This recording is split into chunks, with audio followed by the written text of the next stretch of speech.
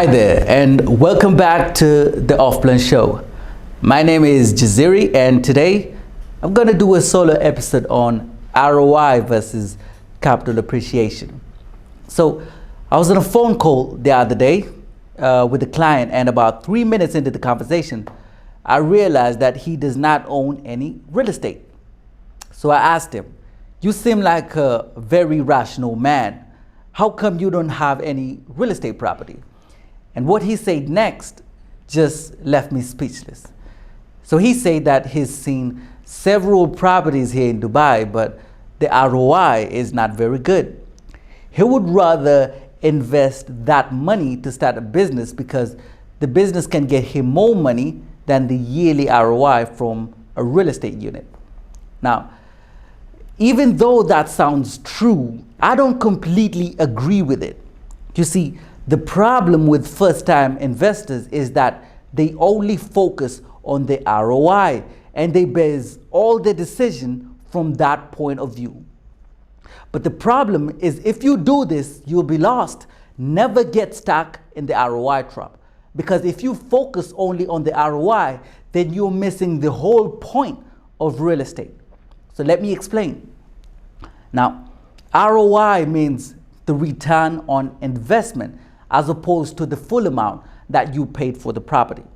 For example, if your property costs 1 million and you rent it out for 100,000, then your ROI is 10%.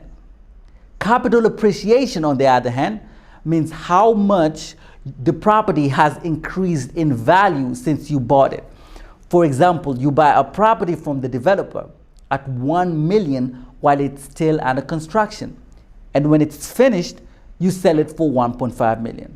That means your capital appreciation is 50% and you have made a profit of 500,000. So when you buy a property, focus on the capital appreciation more than pay attention to the ROI. Because a property with good capital appreciation will always have a good ROI. For example, if you focus on ROI and rent a property at 100,000 yearly, it would take you 5 years to make 50% of the value, assuming you don't have any extra costs like service charges and maintenance, which is unlikely. But if you have a good capital appreciation, you can make 500,000 or 50% of the value of the property in 2 years. Because in Dubai, it usually takes about 2 years to complete a project. So you would have made profit very quickly. So let the best capital appreciation guide you to the best ROI and not the other way around. That does not mean you go and buy property in the desert. That is why we add time to the equation.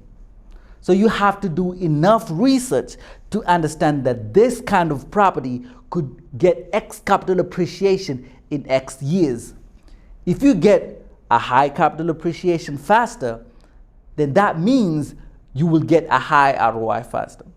Also, properties with great capital appreciation always tend to attract many tenants and buyers.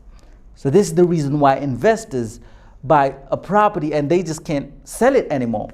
Or they buy a property for 2 million and they sell it for 1.5. This is because you only focus on the ROI and you got caught up on the ROI trap.